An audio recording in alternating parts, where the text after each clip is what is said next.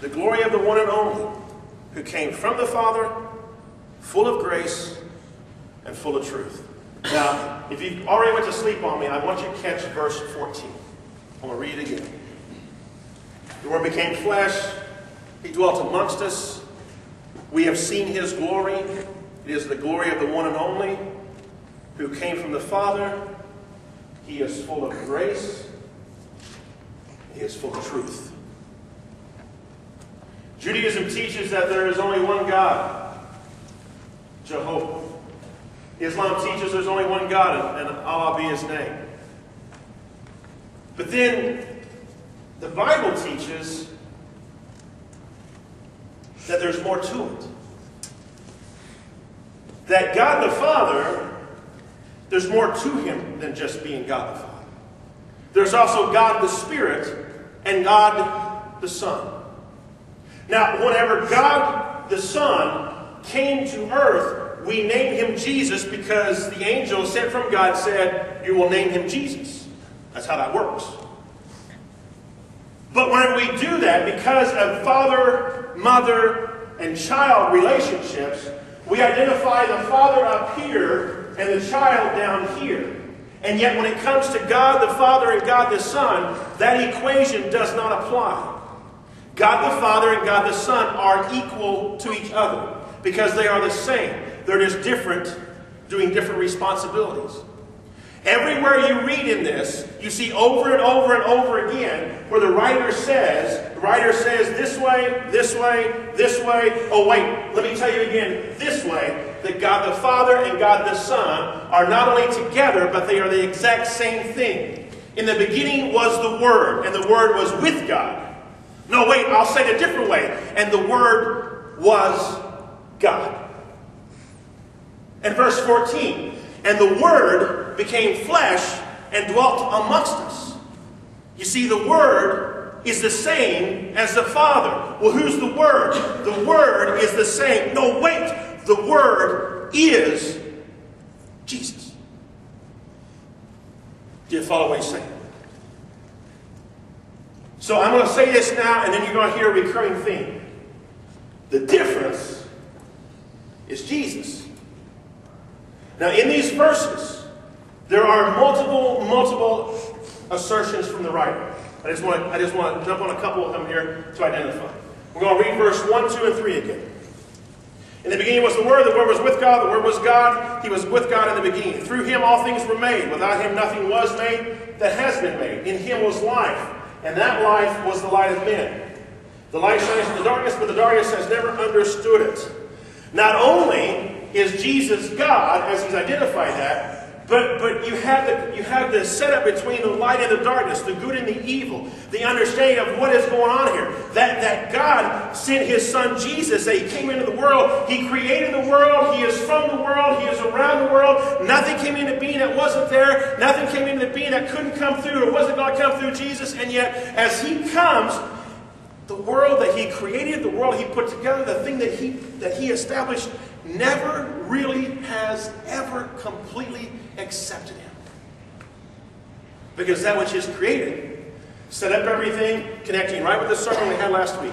Set up everything and said, well, this is the way the Savior is going to work, or else we don't accept Him. And Jesus said, no, I don't want to do that. We're going to go this way. I'm not going to come as the great King in the majesty with the sweeping whatever. I'm going to come as a little baby born to a teenage girl that doesn't have money to do anything with. I'm going to come from the reject town of Nazareth. I'm going to be born in the mud hole named Bethlehem. I'm going to do everything exactly opposite of what you have already said. This is what we expect the Messiah and Savior to do. The stumbling block of the Jews. Because they said, this is what the Messiah will be. He will be a great Messiah. He is going to save us politically. He is going to save us from the tyranny of Rome. He is going to save us from the tyranny of whatever else is around. And Jesus says, no, I don't care about any of that. It's about the spiritual salvation I'm focused on. Never has been accepted. Even though He is not accepted, that doesn't change what the truth is. It's so important for you and I to understand. The truth does not need you or me to believe in it to be truth. Now I'm going to say that again if you've been asleep with so far. The truth does not change whether you and I believe in it. The truth is the truth, whether we believe in it or not, and does not need us to believe in it to be truth. The truth is Jesus. Now these verses go on, talking about John the Baptist and what he established, but then you go down to verse 11. Jesus came to that which was his own, but his own did not receive him, yet to all who received him, to those who believed in his name, he gave the right to become children of God. Children, not born out of natural descent, nor of human decision, or a husband's will, but children born of God. I love that. I just want to read this again. I love this. Children not born of natural descent, or of human decision, or a husband's will. Dad gets a twinkle in his eye. Woo, yeah. Baby's born. No, that's not what it's about. It's not what it's about. The Bible teaches, and rightly so, that we are servants of Almighty. And we are. There's no question about that. We are here to serve. We are here to honor. We're here to glorify Him. But what we don't catch all the time is the other biblical truth that we're not just servants. We are literally children, spiritually children of God. That whenever Jesus came, what He came was, and I don't know if you've heard this before or not, He didn't come to establish a religion. He came to establish a relationship. Like a parent and their child.